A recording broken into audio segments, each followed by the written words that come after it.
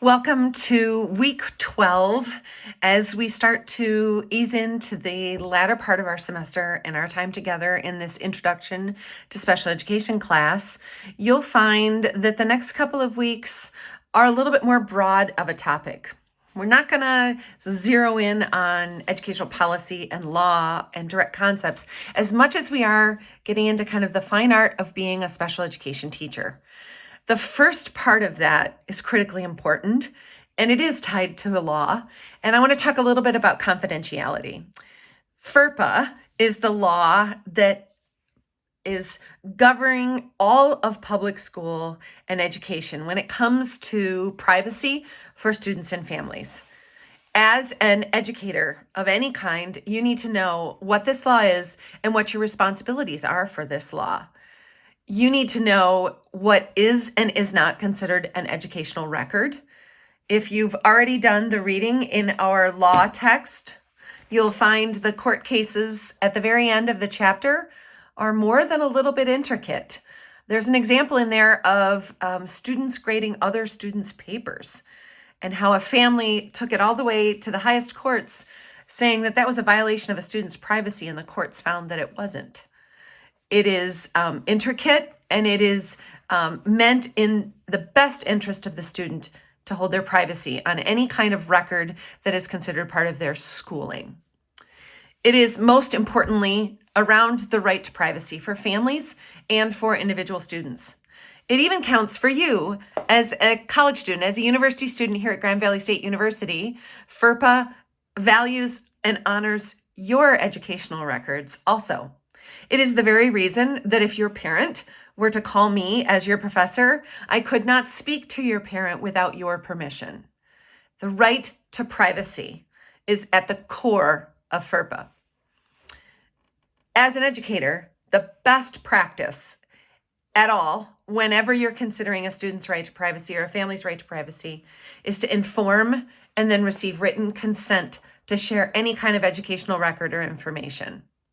There is a summary of FERPA below this video on this slide, which I think gives a really good overview of the law. And I'm not going to go over it again because you've already read about it in here and you can see it in this chart. But when it comes to our responsibilities as educators, I think number one, best practice is to always honor privacy. But number two, if you're at all in doubt, rather than trying to interpret laws around privacy, just make sure you've informed the family or the student and gotten written consent to share the information. I think the second most important part of this law is where it allows for educators to share information when it is of legitimate educational interest for the student. And I think the best example of this is in our text, when they talk about the fact that prior to laws honoring this privacy, like FERPA, it was hard to share an IEP with all of the students' teachers. So if you think about this, especially at a middle school or high school level, where a student may have several teachers during the day, making sure that all teachers of record and teachers with a legitimate educational interest have access to and knowledge of that student's IEP. Really, really important. Different schools and different districts handle privacy differently. For example, in certain schools, high schools, middle schools, student records are open to all teachers in the school, and all teachers need to honor that privacy by accessing a student's records only when they have that legitimate educational interest, and that might be a student that is not in your class, but you've had interactions or you work with. But at the core to this, district policy, school policy, and best practice for educators is to make sure that you're honoring privacy, that you have permission, or you have a legitimate educational interest.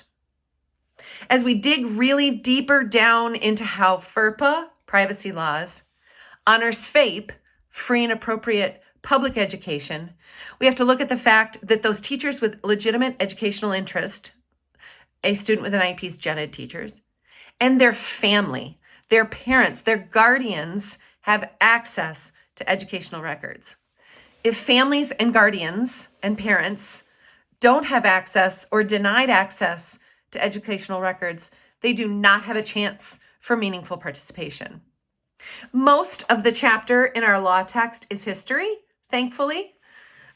This seems to be an area of the law where we seem to finally be getting it right. We're getting families and parents access to the important information. We are sharing important educational records with gen ed teachers as special education professionals, and really acting in what's best interest for the privacy of the student, but also for the student's educational career.